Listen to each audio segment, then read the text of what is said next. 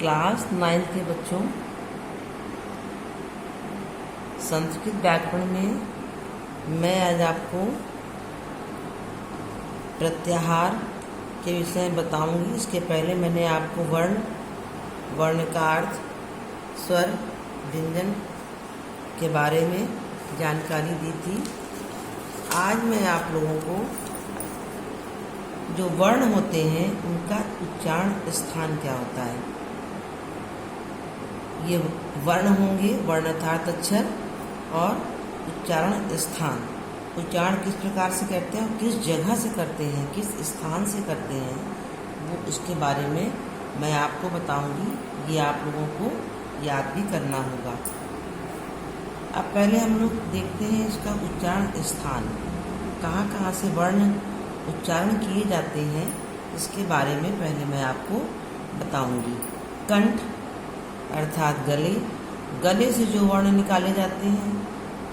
तालु, जीभ के नीचे से जो अक्षर निकाले जाते हैं। मूर्धा, जीभ के बीच से जो शब्द निकलते हैं मुंह और जीभ के बीच से। दंत, दांत के सहारे से जो अक्षर बोले जाते हैं। ओष्ठ, ओंठ के द्वारा जो वर्ण बोले जाते हैं। नासिका, नासिका के सहारे से जो वर्ण बोले जाते हैं। और कुछ वर्ण होते हैं अर्थात कुछ अक्षर होते हैं जो कंठ अर्थात गले और तालु, जीभ के नीचे का हिस्सा, इन दोनों स्थानों को उच्चारण में उसका उपयोग किया जाता है, वो ये वर्ण होते हैं। फिर कुछ उच्चारण स्थान होते हैं कंठ और ओष्ठ दोनों को मिला करके, अर्थात गले और ओंठ के सहारे से जो वर्ण बोले जाते हैं। और कुछ वर्णों का उच्चारण स्थान जो होता है वो दंत और ओष्ठ अर्थात दांत और ओंठ के सहारे से जो वर्ण बोले जाते हैं उसका इसमें वर्णन है। बच्चों, ये आप लोगों को याद भी करना पड़ेगा, इसका प्रश्नोत्तर भी आएगा आप लोगों में। तो अब हम लोग पहले देखते हैं उच्चारण स्थान बारी बारी क्रम संख्या से, और इसके कौन कौन से वर्ण हैं। वर्ण अर्थात कौन कौन से अक्षर हैं। बच्चों, आपकी क्लास 9th में भी ये व्याकरण में ये लिखने के लिए आता है, और क्लास 10th में जब आप जाओगे तब भी इसमें से लिखने के लिए आता है। इसलिए बहुत ही आवश्यक है समझना और इसको याद करना।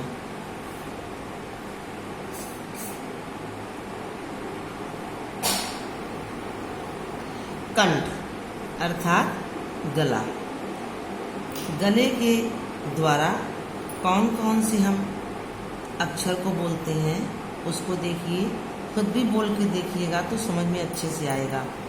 गले के सहारे से जो जो अक्षर हम बोलते हैं वो है छोटा आ, क, ख, ग, घ, अंगा और ह। ये हम लोग गले के सहारे से इन वर्णों को, इन अक्षरों को बोलते हैं। तो जब अगर प्रश्न में आता है कि कंठ का उच्चारण स्थान के वर्ण कौन कौन से हैं, तो उनमें इन वर्णों को लिखा जाएगा। फिर आता है दूसरा तालु, तालु से कौन कौन से अक्षर बोले जाते हैं।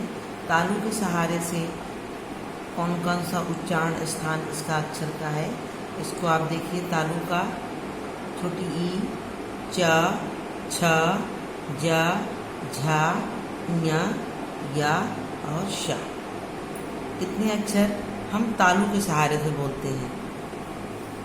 तालु के उच्चारण स्थान के जो वर्ण हैं वो ये हैं ई, च, छ, ज, झ, ञ, या और श।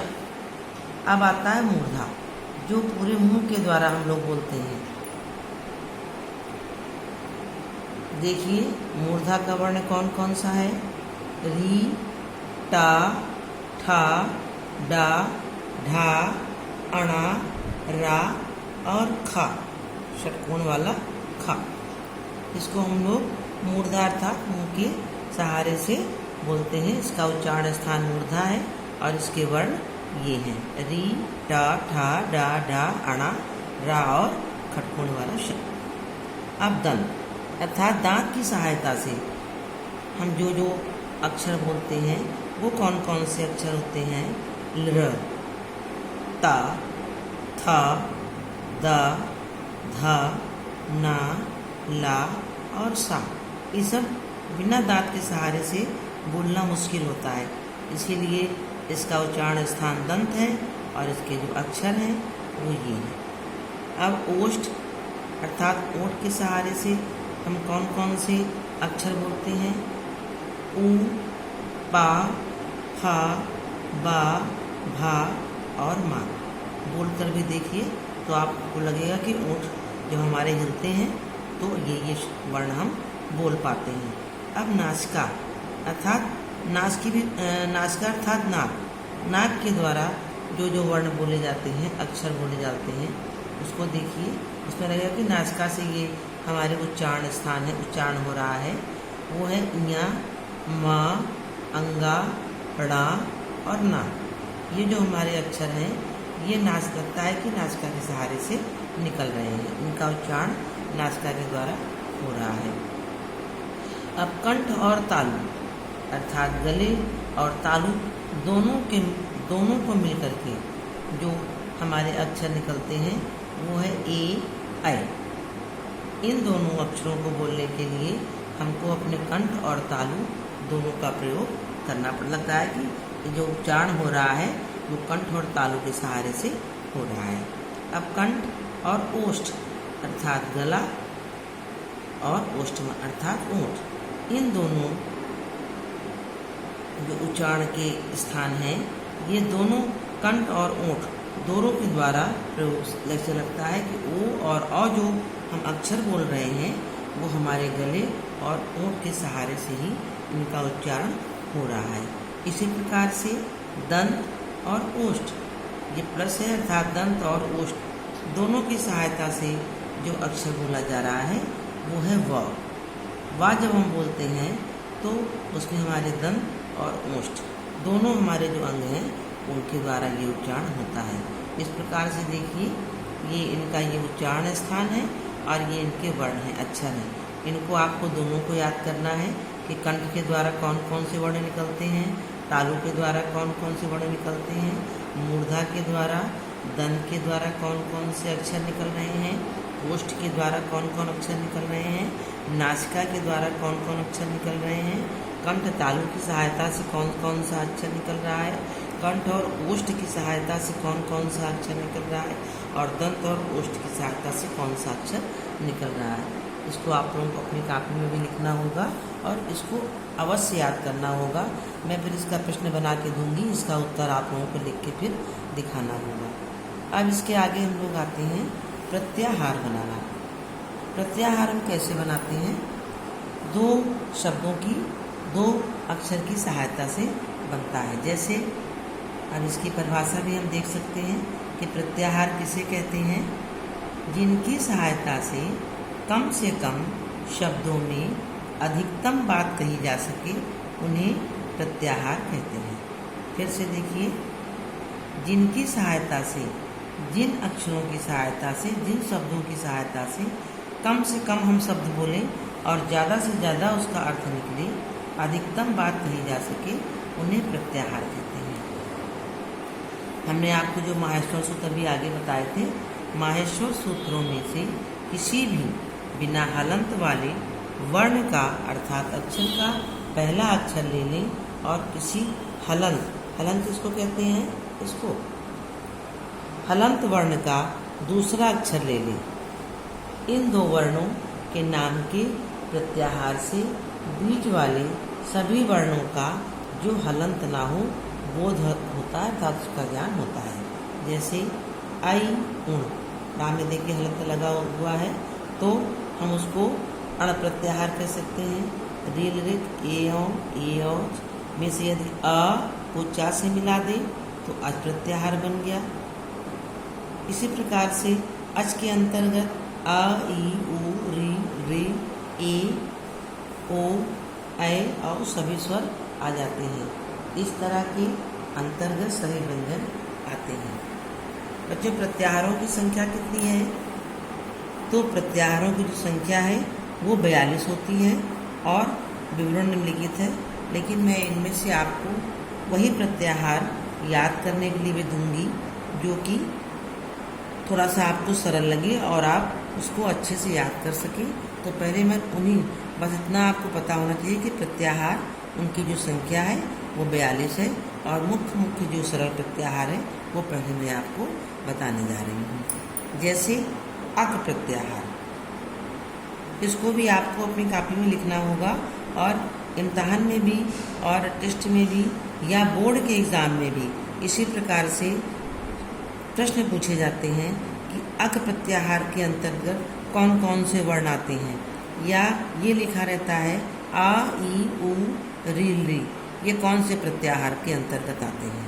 तो इसलिए आपको इसको भी या कापी में लिख के याद करना होगा। अभी मैं मुख्य आपको बता रही हूँ जो सरल है। पहला देखिए अक प्रत्याहार। अक प्रत्याहार है, इसके जो वर्ण अक्षर हैं वो है आ ई उ री और रे। ये जो 5 अक्षर हैं ये अक प्रत्याहार के अंतर्गत आते हैं। दूसरा है अच प्रत्याहार। अच प्रत्याहार के अंतर्गत कौन कौन से अक्षर आते हैं, वो है आ ई उ री ए ओ ऐ औ, या ए ऐ ओ औ भी आप कह सकती हैं उसको। ये हमारे अच प्रत्याहार के अंतर्गत ये वर्ण आते हैं। इसके नीचे हम आते हैं अट प्रत्याहार के अंतर्गत कौन कौन से वर्ण आते हैं, आ ई उ री ए ओ ऐ औ, या रा हा और वा। ये जो हैं ये हमारे अड़ प्रत्याहार के अंतर्गत ये वर्ण आते हैं। अण प्रत्याहार के अंतर्गत आने वाले वर्ण हैं आ ई और उ। अब देखते हैं अण प्रत्याहार के अंतर्गत कौन कौन से वर्ण आते हैं, वो है आ ई उ री ए ऐ ओ औ हा और या रा लावा। इतने जो वर्ण हैं वो हमारे अण प्रत्याहार के अंतर्गत आते हैं। अब आगे और देख लेते हैं 42 प्रत्याहारों में से कौन कौन से और सरल प्रत्याहार हैं। जब आप 10th में जाएंगी तो आपको पूरे 42 प्रत्याहार याद करने होंगे।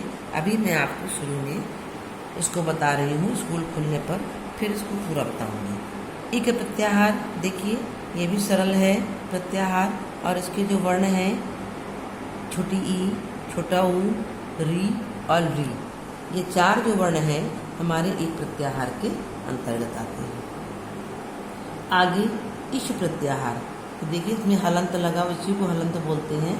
इस प्रत्याहार के अंतर्गत कौन कौन से आते हैं, ई से लेकर के 4 तक के प्रत्याहार आते हैं। जैसे छोटी ई, बड़ा ऊ, री ए ओ औ और ऐ, ये हमारे इस प्रत्याहार के अंतर्गत वर्ण आते हैं।